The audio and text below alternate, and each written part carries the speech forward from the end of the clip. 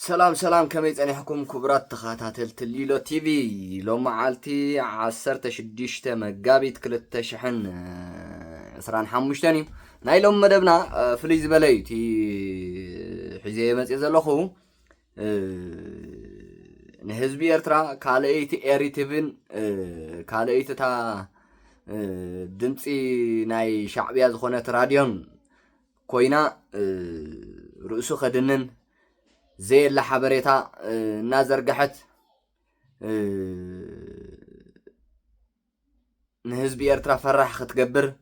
عدنا بادي ما نهالوت تلمع على ختبل من اسينا فقودو سدت الناتبتني عدو لوت يمسالو ختبل نلعلي عسرت قلملا عمتات نهزبي كتنبرك خصنحت هزبناون بقربة باتر جيرو إلكتريك ويكا واي فاي زي كونكشن قلمل كي تشجره بباتري أبقربة آخر أخباز خلص سنحة اتعصب ناي شفتا شعبية ولد جبريل زبهال زم حدران زمرحان VOA تجرينيا ملو بملو تعزياله كاب أير وريدالا حفشاوت دمت أمريكا VOA بحال مس ممتع حدش بريزيدنت أمريكا دونالد ترامب تعاطيلو سلازي زي نهزب إيرترا سلاميو بعبينة دلاي فتح خاء صبغي حج هزبنا انت رخيبو عدل ويكا صبغ أقاط آمن تخوينلو فنواناي دلاي تفتحي كسمع أخي قداديو إذا عصب ناي شعبية ولد جبريل زمرحة راديو تجرينيا دمت أمريكا جن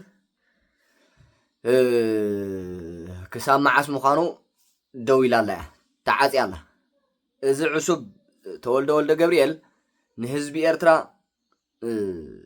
بتعمي بمحبرة سبع عالم تسمع النت كيركب من قدتات عزي صنيحي بشفتا شعبية مقليا زي بلو جنزب الناتخفلة مقليا زي بلو دولارات الناتخفلة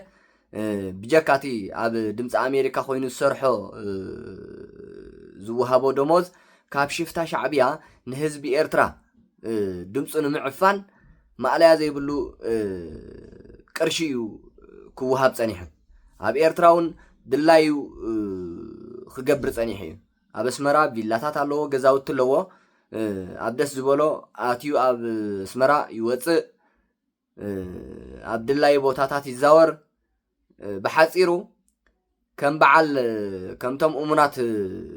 ناي شفات شعبية دقفت زبهالو ويكادرتات زبهالو ناي دياسبورا حدا خابهم يزي عصب ولد جبريل أبلع لهزب إرترا بتعمي صباح نجوه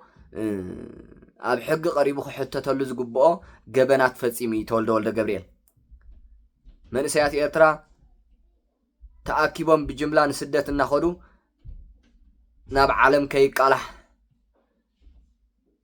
شقونان مغرفتنا عامصنا شفتا شعبيه بلعل حزب إرترا عالم كي تسمعو موتن سقياتنا بحرنا بمدربدا ناي من سيات إرترا عالم كي تريو كل من قدتات كحصر صنيحيو زي عصب ولد جبريل زبال سلازي ازي نخلتيو نتا وشت إرترا زلو حزب إرتران نتي اب دياسبورا زنبر دلاي فتحن صبوق عدليو معصاوزا ولد جبريل زمرحا راديو دمت أمريكا مخنياتو كم زخن بلص صنحنا اذا راديو زيا ابي يالو تباهيلو صبوق ناي شعبيا كححيلا إرتيفيا كححيلا دا تقرب منبر بزعبا صقمنا إرتران حزبان حنت معالتو انتخون أدميسان بزينا ملكع قريبانا يفلتنا ونهازو كم تزبالكوكم ولد جبريل نتي تجرينيا زبهال مدب زمرحو نسيو نتناب إرترا قصو زقرب بفلاي نسيو زمرحو مليونات أقراش كا كاب شفتا شعبية كسل علو صنيحي بز منقد زي قصر عصبنا شعبية خوينو شجراتن صقماتن حزبي إرترا أب سماي كعفن أب زبصح خيبصح كخلف كقبر صنيحيو حجي جن تبارير له مس دمصو تعاصي الله تاتكل دونالد ترامب عاصي والو مالتي تايتي تعاصوا تاغند ناي حاسوت مكافليت حابريتا ناي شفتا شعبيا زنبرت دمص امريكا دحر 83 عامتات ابز ساعات زي كاب معبل دهيات افيلو من محدار دونالد ترامب اب مقرطاو مسرح بيروقراسن مقدال باجت منغستن بزوسد زلو سغومتي دمص امريكا فيو تركبن بمنغست امريكا زمولا مراخبيتات بقدام 15 مغابيت عاصيو نلعلي شحن 300 سراحتنيات دما عرفت خوصو ممرحي بلو بمنقد حلنا ألبو تولد جبريل ناي شعبيا مربب حبريتا خوينا نويح عامتات نهزبي إرترا رؤسو تدنن زنبرت راديو تقرنيا دمس أمريكا أوش 83 عامتات دمس ألومين فلما أوان أب معبل تأفي الله من محدار بايدن استشايمن مزنتو أب مركب زنبرن دايركتر دمس أمريكا مايكل أبراماويز أبناي ولقو فيسبوك جاتس VA ملو بملو كم استعصوت حبير لهم عرب مشات 14 مقابيت بيت منغست وايت هاوس ندمت أمريكا زم حدر أجنسي عالم لخ مرخبيتات يونايتد ستيت أجنس فور جلوبال ميديا زركبن شوعات أكالات منغستي ككم كنتاتو ناي معصاو مقدالن سقم تخوسدن مخانو أسفير نيري ناتم امرح سعيبو استاد حدا شح زبصحو سراحتنياتات دمص امريكا قدام نغو سراحتهم دو كبلون كابتا ساعات تيات حيزم ساعات 10 قدم قطري باقواصرا واشنطن دي سي دموزم እና ተخفلم اب عرفت خصنحن زحبر ملእخت خمس تقبلوا غليصم አለው ካብ ቀዳም ንጉሃት ሒዙ ክሳብ ሕጂ ብድምጽ ኣሜሪካ ኣብ መርበብ ሓበሬታ ራድዮን ቴሌቪዥንን ዝቀረበ ሓድሽ ትሕዝቶ የለን እንተኾነ بعرب ተዳልዩ ኣብ መስርዕ ዝነበረ ፈነወ በቀዳም ኣብ ራድዮ ፈነወ መደባት መንባሩ ይግለጽ እዩ ናብ ሰራሕተኛታት ዝተላከ ኢሜይል ንብረቶም ክሳዕ ዝመልሱ ዝኾነ ምስትትካል ዝተተሓሓዘ ነገራት ከይጥቆሙን ተወሳኺ መምርሕን ተሊድማ ብናይ ውልቆም ቴሌፎንን ኢሜይልን ክለኣኸሎም ምዃኑ ከም ዝተነግረሙን ይሕበር ኣሎ ኣብዚ ዳሕረዋይ ስጉምቲ ምስ ድምፂ ኣሜሪካ ዝተዓጽዋ ኣገልግሎት ፈነወ ኩባ ድምፂ ናይ ኣውሮጳውያን ውን كم زلوا تفليتلو بدمرو إذن بقدام مستعطوا مدبرات ناستات 427 مليون سماعي كم زب صحة قلقلوت زينا أسوشيت بريس تقيسلو دمت أمريكا تمليسا أب معبل كتقصل انتخوينا زاقيت نسراحتنياتات تتكال استحبرا نقر كم زي اللي يزقلت انتخونا بمحدار ترامب دايركتر دمت أمريكا خوينا استمززتن قبو سرحة ساعة الجمر دما لعلويت أما خاريت نايت أجنس خوينا إن سرحت زلا كاري ليك أب محبراوي قصات إكس ناي قدم تويتر أب زكافلتو غازيت أو مجلسي بتا أجنسي ككايد صنحة نزبلتو نويح سور سدد بالشونان مبخان نبرتن دحر مزرزار ناتز قومتلو تلوخو بقبو زفتصم تكال كتمرح مخانا عمل كتالا ኣብቲ ጋዜጣዊ መግለጽ ግን ቪኦኤ ዳግም ንምኽፋቱ መደብ እንተሎ ኣየነጸረትን ብበጀት መንግስቲ እትምወል ድምፂ ኣሜሪካ ጃፓን ኣብ 1942 ንመደበር ኣሜሪካ ድሕሪ ምድብዳባን ኣሜሪካ ድማ ብኡኡ ተዳፋፊኣ ናብ ካልኣይ ኩናት ዓለም ኣብ ዝኣተወትሉን እዋንያ ተመስሪታ ድምፂ ኣሜሪካ ንናይ ደገ ሰማዕቲ እምበር ንኣሜሪካውያን ዝዓለመ ብዙሕ መደባት ኣይጸንሓን ተልእኾኣ እውን ኣይኮነን بأستات 47 ቋንቋታት ቀንዲ ድማ ኣብተን ብኸም በዓል ውልቀ መላኺ ኢሳያስ ኣፈወርቅን ሽፍታ ሻዕብያን ዝምርሓ ዝዓነዋ ሃገራት ናጽነት ፕረስ ትሑት ምዃኑ ዝንገረለን ሃገራት መደባት ትፍኑ ዝነበረት ድምፂ ኣሜሪካ ብቋንቋ ኣምሓርኛ ካብ 1982 ብቋንቋታት ትግርኛን ዓፋን ኦሮሞን ካብ 1997 ኣትሒዛ ስሩዕ መደባት ክትፍኑ ምጽናሓ ዝዝከር እዩ ወሕጂ እዛ ፈኖ ሬድዮ بلكعنا شعبية يكونتن أمريكا يو نلعل 400 مليون زخون هزبتاتون تي في زخو زبهال معكن ميديا بب قنقو دمص خهب صنيحيو وي حبريتات كم حلال في صنيحيو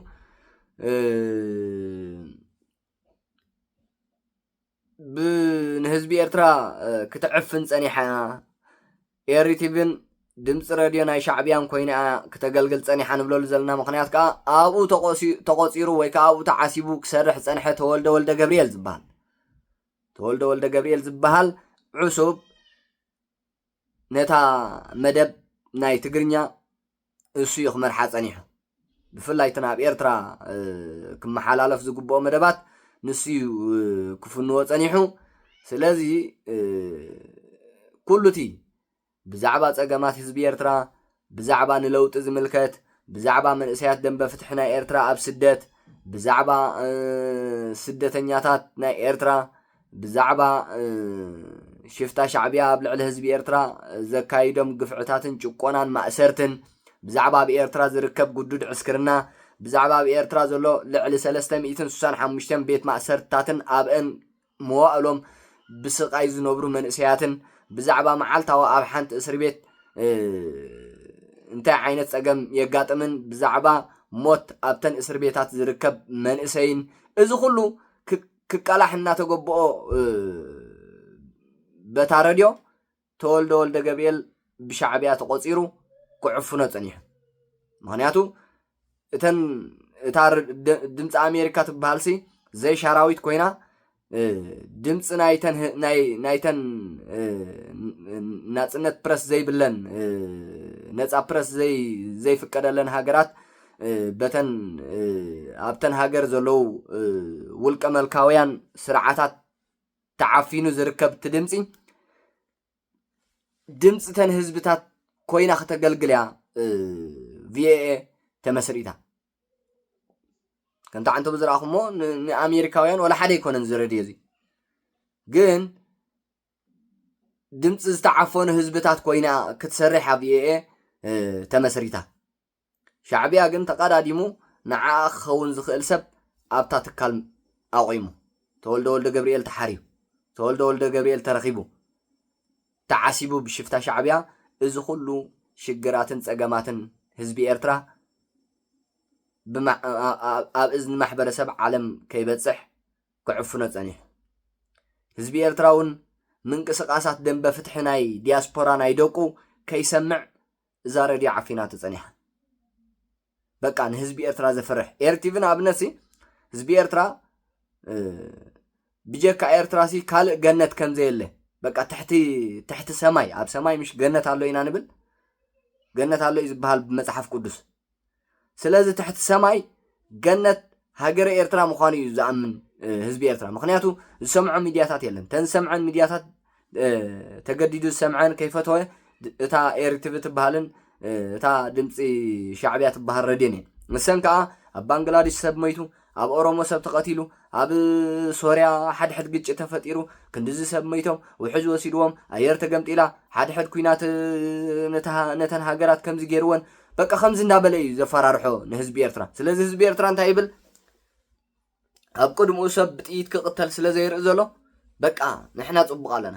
ኣብ ጭንቅ እናሃለወ ንሕና ርሂና ኣሎ ኣብ ጸልማት እናሃለወ ንሕና በሪህና ኣሎ ኣብ ሞት እናሃለወ ኣይሞትናን ከም ዝብል ያ ክትገብሮ ጸኒሓ ልክዕ ከምተን ናይ በዓል ኤርቲቪ ማለት እዩ ኤርቲቪ እዚ ይስራሕን ኤርቲቪን ታረድዮ ናይ ሻዕብያን እዚ ይስራሓ ስራሕን ስለዚ ዛ ድምፂ ኣሜሪካ ተወልደ ወልደ ገብርኤል ዝሰርሓላ ትካል ከዓ ከምዚ ኣኽተም መሓላልፍ ጸኒሓ ህዝቢ ኤርትራ እኮ ካልእ ዓለም ከም ዘሎ ኣብ 2018 ኣረጋጊጹ ዶብ ናይ ኤርትራን ትግራይ ምስተኸፍተ በቃ ኣሎ ዝበሃል ህዝቢ ኤርትራ ንትግራይ ንኣዲስ ኣበባን ብነጻ ክመጽእ ምስ ጀመረ ካልእ ዓለም ኤርትራ ጸልማት ካልእ ዓለም ግን ብርሃን ኤርትራ እስር ቤት ካልእ ዓለም ግን ራህዋ ድላይካ ትዛረበሉ ድላይካ ትሰምዓሉ ከም ድላይካ ገንዘብካ ተንቀሳቅሰሉ ሰሪሕካ ተኣትወሉ ማዕልያ ዘይብሉ መንእሰይ ዩኒቨርሲቲ ተማሂሩን ነብሱን ሃገሩን ዝኾነሉ ዘረጋገጸ ኣብዛ ዓመት እዚኣ ኣብዛ 2018 ትበሃል ምክንያቱ ካብ ኤርትራ ንትግራይ ወፂኡ ምስ ረኣየ እታ ጎረቤቱ ታዑና ትበሃል ዓዲ እታ ብሻዕብያ በቃ ሶማል መሲላ ተቀሪጻ ንህዝቢ ኤርትራ ብኤርቲቪ ትንገሮ ምስ ረኣያ በቃ ከምዚ ኢሉ ንላዕሊ ተጠመተስ መወዳእታ ዘይብሉ ሰማይ ብዓይኑ እናረኣየ ካብ መንደቕ ብኤቲኤም ሰልዲ ይወፅእ ማዕልያ ዘይብሎም ተምሃሮ ንግሆ ብሰላም ወፊሮም ናብ ትምህርቶም ኣትዮም ተማሂሮም ንገዝኦም ብሰላም ክምለሱ ግፋ የለ ፖሊስ የለ ጭንቂ የለ እዚ ኩሉ ዝረኣየሉ ኣብ 2018 ማዕልያ ዘይብሉ መንእሰይ ፅርግያታት መሕለፊ ክሳብ ዝስእን ክጓዓዝ ምስ ረኣየ ዋይ ደቀይ ክብል ጀሚሩ ህዝቢ ኤርትራ ኢሳያስ ከዓ ነዚኣ ካት ገይርዋ ምክንያቱ ህዝቢ ኤርትራ ሕቶ ከልዕል ጀሚሩ ደቅና ክብል ጀሚሩ ዓዊሉ ማለት እዩ ደቅና ዘይብል ኣይኮነን ህዝቢ ኤርትራ ግን ምስ ወፀ ምስ ረኣየ ለካ ካብ ኤርትራ ዝበልፅ ሃገር ኣሎ ኢሉ ለካ መንእሰያት ኣብ ዓዶም ብሰላም ሰሪሖም ብሰላም ወፊሮም ክምለሱ ይኽእሉ እዮም ለካ ጉዱድ ዕስክርና ባርነት ዝበሃል ሳብ ኤርትራ ጥራይ ኢሉ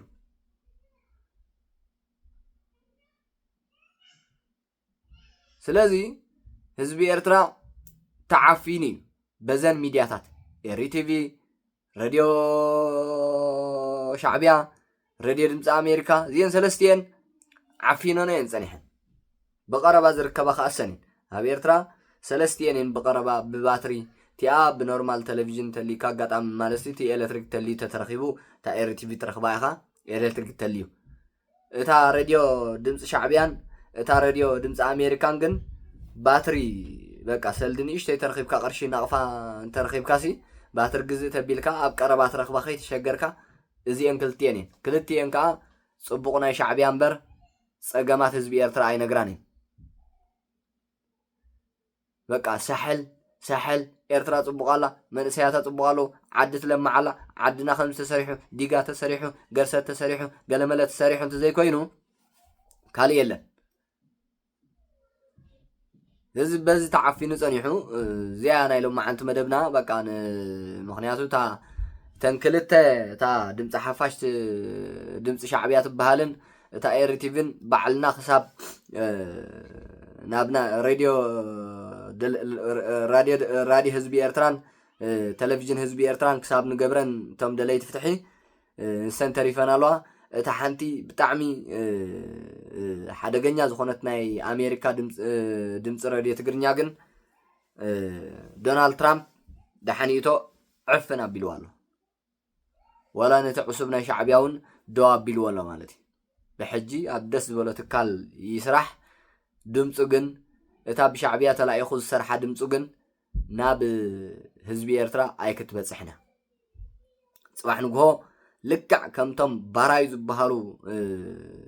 ናይ ሸፋት ሻዕብያ ከዓ ብሕጊ ክንሓቶ ኢና እንተወልደ ወልደ ገብርኤል ምክንያቱ ድምፂ ህዝቢ ኤርትራን ድምፂ መንእሰይ ኤርትራን ክዕፍን ፀኒሕ እዩ ብሕጊ ተሓታቲ እዩ ተወልደ ወልደ ገብርኤል ካብ ህዝቢ ኤርትራ እሱ በሊፁ ካብ መንእሰይ ኤርትራ ንሱ በሊፁ ብሞት ህዝቢ ኤርትራ ንሱ ሃጢሩ ብሞት መንእሰያት ኤርትራ ንሱ ሃጢሩ ብባርነት ናይ መንእሰያት ኤርትራ ከም ድላይኒ ኤርትራ ይኣቱን ይወፅእን ይረግፃ ነይሩ ስለዚ በዚ ክገብሮ ፀንሐ ላግፅን ኣሽካዕላልን ፅባሕ ንግሆ ኣብታ ዲሞክራሲያዊት ኤርትራ ብሕጊ ክንሓቶ ኢና ኣብ ዲሞክራሲያዊት ኤርትራ ካብቶም ተሓተቲ ካብቶም ድምፂ ህዝቢ እናዓፈኑ ድምፂ ሓደ ቀታሊ ስርዓት ዘቃልሑ ዝነበሩ ካብኦም ሓደ እዩ ኩለንተን ዝገብረን ዝነበረ ከዓ ብዝርዝር ኣቐሚጥና ፅባሕ ንግሆ ተወልደ ወልደ ገብርኤል ኣብ ቤት ፍርዲ ኣቕሪብና ክንሓቶ ኢና ኣብ ቤት ፍርዲ ኣቕሪብና ክንሓቶ ኢና እዚኣ ህዝቢ ኤርትራ ህንቋዕ ሓጎሶ መንእሰይ ደላይ ፍትሒ ናይ ዲያስፖራ እውን ህንቋዕ ሓጎሶ ምክንያቱ ድምፁ ተዓፊኑስ ድምፂ ናይ ሻዕብያ ካብ ዲያስፖራ ናብ ህዝብና ክበፅሕ ከሎ እዚ ተወሳኺ መግዛእትን ባርነትን ተወሳኺ ዓፈናን ጭቆናን እዚኣ ተዓፊናትልና ኣላ ተዓፅያትልና ኣላ ፅቡቕ ጅማሮ እዩ ንዓና ህዝቢ ኤርትራ እቲ ደላይ ፍትሒ ተነፊዑ ድምፁ ክሰምዕ ክፍትን እዩ ካብ ሕጂ እንዳሓር ማለት እዩ ኣይሆብ ንድምፂ ኣሜሪካ ዝመስላ ሬድዮታት ክኽፈታ ክእላ የነ እተን ሳተላይታት እውን ከም በዓል ናይ ተፈታዊ ካልኦት እውን ተሰማዕነት ክረኽባ እየን ኣብ ዓዲ ነዚ ዝመስል ናይ ሎሚ ትሕዝቶና ብሓንሳብ ስለ ዝፀናሕና ካብ ልቤ ዘመስግን ኣብ ናይ ዳሕራይ መደብና ክሳብ ንረኸብ ሰላም